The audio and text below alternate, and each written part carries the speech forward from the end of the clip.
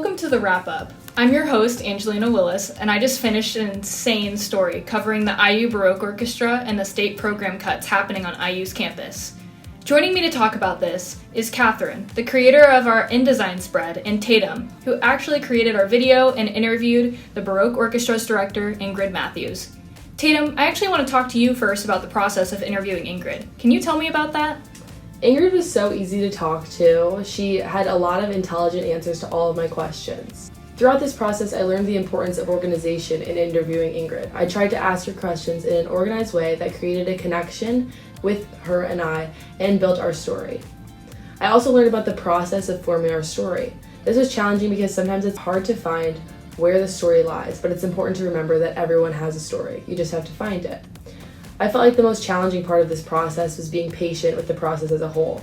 Waiting for a response, understanding how to use Premiere Pro definitely takes patience, and it definitely tested me during this process. I think that staying calm and looking back on our past materials in this class helped me to overcome these challenges.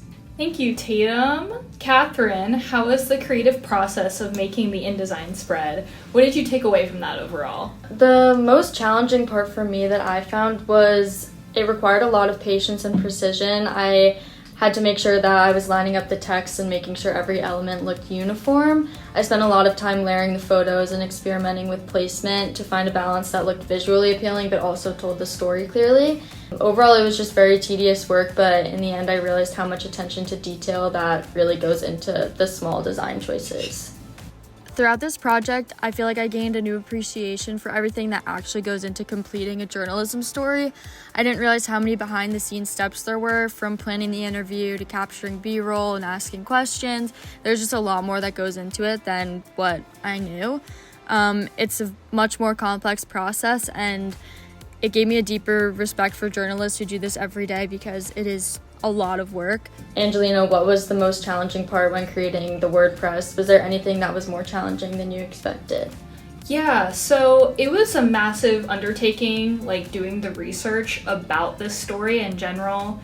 I wouldn't say creating the WordPress post was the hardest. It was actually developing the story.